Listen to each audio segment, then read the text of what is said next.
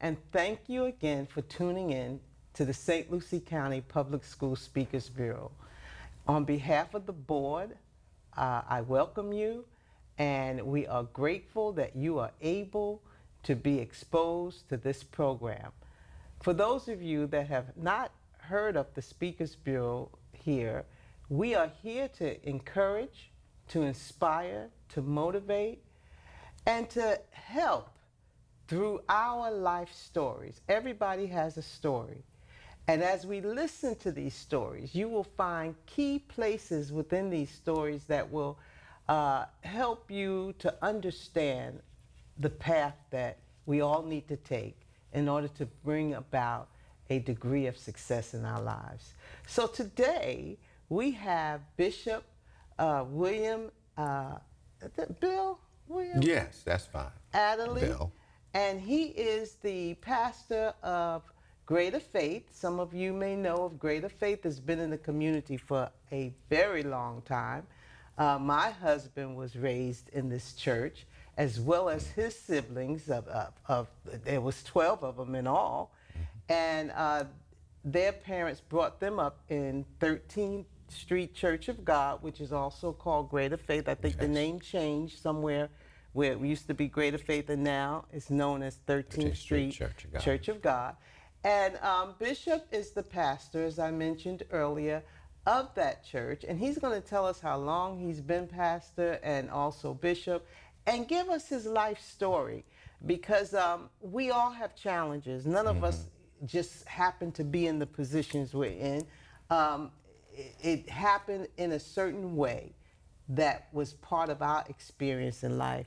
So Bishop Adderly, thank you so much for coming on the program, and we look forward to hearing your story and encouraging others through that story. Okay. Good morning, Dr. Mills. Thank you for inviting me. You're so welcome. I enjoy being here on the program and an opportunity to speak to your community. I'm a plethora of up and out and also down and out. So I come from a mixtured background where at one time my parents were very well-to-do financially, and then they became strapped for money, and I came out of St. Lucie County, born and raised, and unfortunately got into the dark side of St. Lucie County, which was the drugs, the alcohol, the streets, but was also educated at the same time. But thank God that I got a second, third, fourth, and fifth chance and came out. So we know you believe in second chances. Third, fourth, fifth, sixth, seventh, and eighth chances too. For the up and out, and also for the down and out, and for all the in-betweeners. I think Dr. Tim Moore said it, that all of us have things that we go through. Yes. And certainly I was a prime example of what I went through with the drugs and the alcohol, and coming to Jesus Christ in my life that made a big difference. Okay, so you mentioned that you came from an affluent family, your parents at first. How did you end up taking the path you took? Now you're a native, born here and raised here, and how did you get involved on the dark side? The dark side came from not having direction. Although my parents had a lot of money, they were not educated. And I think education makes a big difference. Neither one of them had a high school diploma. I think my father went as far as the 3rd grade, and my mother made it to the 6th grade. They wanted me to be educated, and that's all they knew. Just get an education, just get an education. But once I got an education, I got with the wrong crowd. So before we go into that, let's talk a little bit more about your parents, because you said one went to 6th grade, one went to the 3rd grade. Yes. Can you kind of help us understand why just a few grades before leaving school? I won't even say dropout, they were kids. Yes. So what took them out of the educational system, when we understand and know, you know, as they got older, how important it was for education? It wasn't their fault that they were out of school. They were too young. What happened? What did that happen? I think it was the times. I think it was the times where my mother came from a family of 17. Oh, wow. I didn't realize that. Yeah. Okay. So she dropped out to help with the family and to cook and to clean. And she, even to the end of her life, whenever she cooked, even though it was just her, she cooked enough for 7 or 8 people to eat. My father was a semi-immigrant. He came from the Bahamas, and they were workers. Okay. And one thing he did instill in me was a good work ethic. He wasn't educated, but he worked all of his life. That's one thing he did do. And back in those days, it was harder to get an education Yes. for the African American person. Yes. You know, we're going back to how long did your parents live? My father lived to be 70, and my mother was 87. Okay. Yeah. So we're going back in a time when it was very oppressed for Yeah. the African American, and to be able to read and write was a privilege, you know, because that's like right before the slavery time when they could not Yes. learn to read and write. They were punished if they were caught learning to read and write. So we've come a really long way as a group of people, and yet there's such a long way to go. But maybe you can give us some more highlight back then for what it was Dr. like. Donna, my mother was the youngest girl of 17 children. Youngest. And she had some older sisters that knew a slave. My aunt Coyas was her name. She died at 92, maybe 35 years ago, and she knew a slave. Dr. Donna, I remember here in St. Lucie County, when I was in elementary school, the system in the United States was separate but equal. We were separate, but we weren't equal. I remember in 1st, 2nd, 3rd, 4th, 5th grade, we had the torn, raggedy, written in textbooks. We had the smaller schools. We had inadequate facilities, but we were making it. We were making it. So the system was saying separate but equal. Separate but equal, but it was not separate, equal. And yeah, it was separate, but it wasn't equal. It was not equal. Far from it. As a matter of fact, my second, this is how I think the Jim Crow system worked at that time. My 2nd grade teacher, who was black, all my teachers were black, told me, I had mentioned I want to go to college. We had a career day in 2nd grade, and this is in 1962. And she said, no, you don't want to go to college. There's nothing a black man can be. So you need to go to a trade school. You need to go to try to be a mechanic. Because don't go to college, because you can't be nothing in this life if you're a black man. Thank God that has changed. Right. Education, the system was afraid of African Americans getting educated. Yes. Knowing that with education comes power. Yes. And so, wow. And it hasn't been that long ago. 1962. Right. And even when you mention your mother's siblings knew a slave. Yes. It wasn't that long ago that Yes. these people were here on the earth, and now our ancestrals, you know, what that tells us today, and for our audience out there, is it reminds us of how important it is to take advantage of what we have in this country today. Our children, it reminds our children, just when we hear the stories, there's just that little bit of the story you gave there with your parents and what they went through and their lack of education, how important it is to get educated. Yes. A lot of our kids don't understand that. Yes. They think it's just a given. Yes. And it's no big deal, and it's extremely important, and also important for them to realize that don't let anyone stop you from getting that education. Yes. Because as the other speaker said, you mentioned Dr. Moore, which is the Indian River State College president. As he even said, you know, the degree is a piece of paper, but the doors it can open is what you're after. You're preparing yourself for those doors that can be opened that only come through that way. So tell us now, what was it like a little more for you growing up as a child in this community?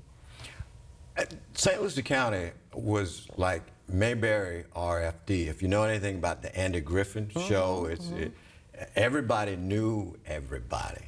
And back in the 60s, we all went out to play outside in the neighborhood. We settled things by fist fights. You know, there weren't any shooting, very little cutting, but a lot of fist fights. But everybody knew everybody, both black and white. I was thrilled to find out that during the 70s, when St. Lucie County integrated schools, that the cheerleaders that were a part, I was at a party for your husband, as a matter of fact, and it just thrilled me to find out that building teamwork and having a goal was something that accomplished something great in life. The 1972 Cobras were high school champions. And on the football team, no matter whether you were black or whether you were Hispanic or whether you were white, nobody messed with the football team because they all had it together. And this cheerleader that was at the party said the same thing. He said, we were getting educated, but because we were a team, blacks, whites, Hispanics, everybody worked together. And so I found something, man, building an education and teamwork, no matter what your color, no matter what your background, no matter where you came from, no matter what your experience, once you become part of a team and are mentored and are educated and understand the dynamics of what you've been educated with, that you can solve almost anything. And working together, that's what that team does. Teamwork, bottom Working line. together to get a job done. Bottom line, bottom line, It's hard bottom to, line. you know, and I know you're a bishop now, so I'm sure, and a pastor. So I'm sure you really understand the importance of teamwork within your church family and how you can really do anything. You can accomplish all kinds of stuff just working together as a team. Once you take ownership of learning, and you got to take if you don't take ownership of learning, you're not going to make Can't it. go nowhere. It doesn't matter. You got to take, within the team, you got to take ownership and you got to learn. And that's one of the great philosophies, one of the great philosophers in the world, that take my yoke and learn of me. For my yoke is easy and my burden is light. And education makes the yoke easy and it makes the burden light. Education is something that is not something you can take or leave. It's something you got to have. So when you talk about education, are you just talking about mathematics and reading and science, or is there more to when you say you have to be willing to learn, you have to be willing to be educated? Is there other areas you can be educated in, and if so, can you expand on that for us? Mathematics and reading and all that is the basics. Those are the ABCs and the 1, 2, 3s that get you there to the problems that you need to solve once you become educated. I think Dr. Tim said something very important. It doesn't matter where you were educated. You can't educate a person on solving a problem, but you got to have the basics that you learn to get the ability to solve that problem. The problem. Exactly. There are some. Exactly. My parents were not educated. They didn't have a high school degree, but they were very successful financially. And my mother later became educated. She got her GED, okay. and she taught high school, and Right, she became yeah. a permanent teacher for a year. She was a very wise woman, very wise woman, very I knew successful your mom. She was a very wise woman. Yeah, but she wanted an education. She got it, and she thought a school teacher was the greatest job in the world. Back in those days, Yeah, all of the folks knew at that time. School teacher, greatest job in the world. Because they were the educators. They could help us learn. But like you said something about the solving a problem. You have to be educated to solve a problem. And what I saw at that time was people who are educated in certain skills. It could be a plumber. Yes. It could be in carpentry. It could be a handyman, but they're educated. Someone has taught them that skill. Yes. It could be construction, whatever it is. It can even be a painter. Someone has helped them by teaching them how to do the job right. Yes. That skill. Yes. You know, so education comes in all type of ways. Yes. But one must be willing to learn. Yes. Once you get the ABCs, if you're a perfect example, if you're a plumber, but you don't know how to count your money, you're in trouble. Exactly. Yeah. If you don't know how to make your appointments, you're in trouble. You can be the best plumber in the world, but if you don't have the basics down pat, your business is not going to be successful. Look at all of the people that have gained wealth that lost it all. Yes. Because they didn't have the skill of how to handle money. Yes. You know? Yes. And so they just lost it all. I mean, some of the richest at one point football players, you know, people that make a lot of money, and they lose it because they don't know what to do with it. Education. So what is your philosophy in life? And you kind of gave us a feel of what it is in regards to education, but what is your philosophy, Bishop? My philosophy is sincerity and embracing the moment. You gotta embrace the moment. You have to embrace the moment with people and be sincere with people. I think people can tell when you're sincere. And I heard on the radio Adrian Rogers say he was watching a politician once, and the politician was shaking a man's hand, but he wasn't really communicating and looking at that man. He was looking past him to see the very next person. And Adrian said he thought in his mind, if this guy can't be sincere with this one guy, how am I going to expect him to be sincere with the 100,000 people that he's supposed to be helping? So I think sincerity and being in the moment is very important to let people know that you count.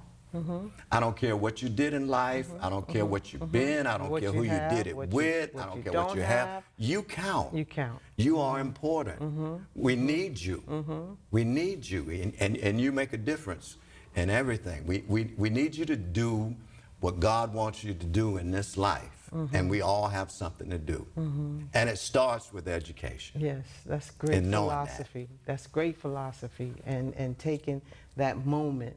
And you know, and I've dealt with people where they're so caught up in whatever moment they're in that they don't take advantage of the moment that they're in. Yes. You know, or they're, like you said, they're not looking a person in the eye. You know, they're looking around to see who else is, or whatever their interest is.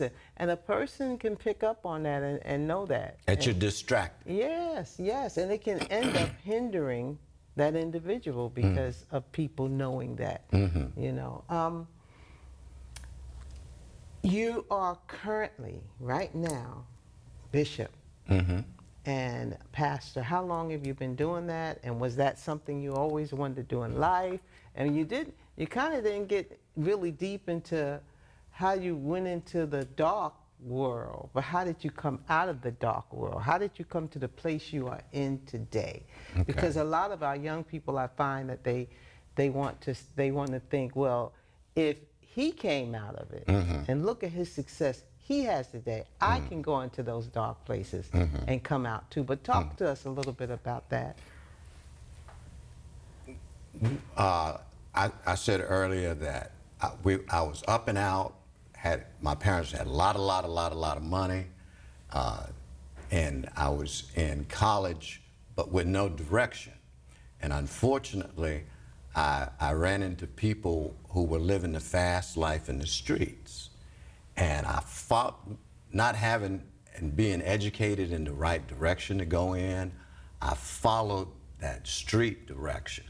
And that's how I got involved in that, which was the drugs and alcohol, and just went down from there.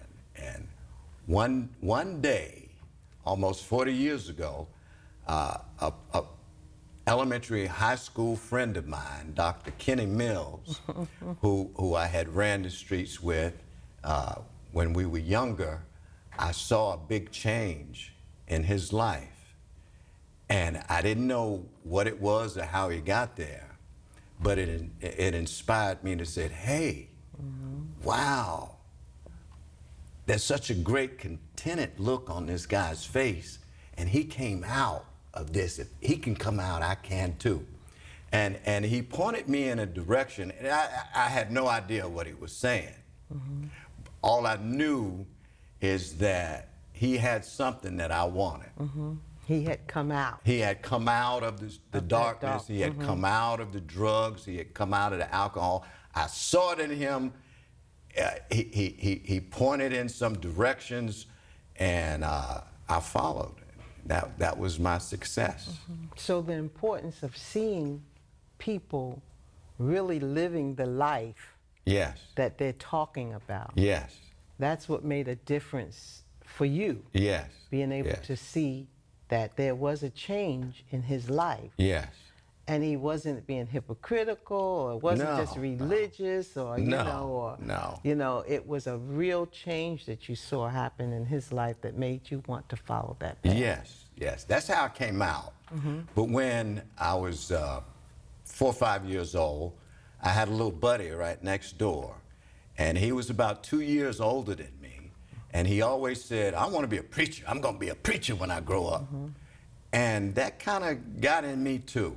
That kind of got in me too. So I said, I'm going to be a preacher too. But like I said, I got waysided with no direction. My parents were extremely smart, but uneducated, so they didn't know how to point me in a direction. They just know to say, get educated. But we need people like Dr. Donna Mills who can say, this is the direction you want to go in, and this is how you get there. And we need that kind of influence today. And even explain to our young people why you want to go in that direction. Yes. So they don't have to experience the wayside, the dark side. Or even if they do, there is a way out. Education. So now that you are a pastor and a bishop, do you have problems now? Do you have challenges? Do you have struggles? And how do you deal with them if you indeed do have those? Yeah, my struggle is teaching, no matter what level you're in, no matter what your background. My struggle is teaching and reaching people to take advantage of what God has for you in education. It's all about education. I want people educated about life, but in order to get educated about life, you got to get the formal education. You got to take advantage of the ABCs and the 1, 2, 3s. Without the basics, you can't get to where you want to go. Be willing to learn. Yes. To take advantage of biting in and chewing, to develop their appetites for biting in and chewing and swallowing this and say, I got it, I can do it. I can make it. And everybody can. Everybody can. It doesn't matter your background. Do you have someone that you really look up to that made an impact? I guess I want to hear about a teacher And then, you know, you mentioned the one, Reverend Kenneth Mills. But what about a teacher? Is there anybody that you can reflect and think of? And, you know, our time is almost up already because we just have gotten so involved in conversation. But do you have someone that you can look back on in this community or at college or level? Yes. Or I thought about that. Dr. Well, he wasn't a doctor. Mr. Ossie Page. He was my 6th grade teacher. Okay. I think he went home to be with the Lord maybe 2 years ago. Okay. He was a black man that taught 6th grade, and he was the first male teacher I had. And he was strict. Back then, you could get corporal spankings, and he rulers. didn't hold back. Yeah. I remember having a teacher like that. And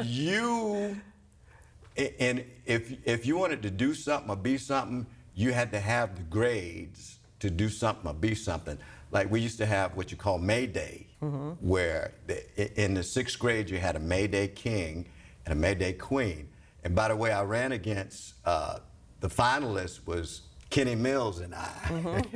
In the 6th grade. Yeah, in the 6th grade. But he had only been at Francis K. Sweet for 2 years, so I beat him out because I had been there all 6 years. So I was able to get the votes from the lower class people that knew me.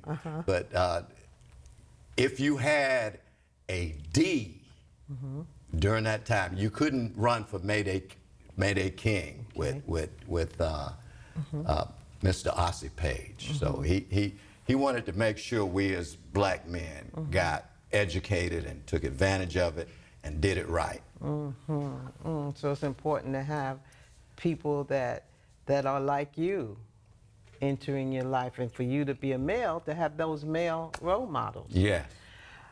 We've got a minute and a half. Is there anything that you would like to say that you haven't expressed? Because and I have to have you back on as well, because there's so many questions that I have, but in our conversation, talk to us. Anything you want to say to us? I think we as educators, and I'm a pastor, a bishop, but I consider myself an educator. Yes, okay. We as educators, we have to get the attention of people. We have to be attention getters, because what you put your attention on is what you will desire. Whatever you put your attention on is what you would want. If you ever see a baby, it's just a natural inclination. A baby could be playing with something and they look over and see you got a ball. And they put their attention on that ball, and all of a sudden, mine. Mine. So we as educators have to be attention getters. When we get people and grab their attention, they're gonna want what they see. Totally agree. They're gonna want what they see. Totally agree. Attention getter is very important. That is so incredible. I wish I can comment to that, but we've got like 11 minutes or 10 minutes, seconds left on the program. But that was powerful. If you can get their attention, you can teach them. Yes. And that's with our students. If we can get their attention, when we get their attention, we can teach them. Yes. That is so incredible, wise. And I hear you very clearly in that, and I believe our audience does as well. Bishop, thank you so much for coming on the program. We appreciate having you. I hope that you will be able to return and continue to share with us the things that have made you successful in life here, because you have become a success. And we appreciate your time and your effort to come on St. Lucie County Speakers Bureau. Thank you for inviting me. I was glad to be here. God bless you. Thanks for coming, Bishop. All righty.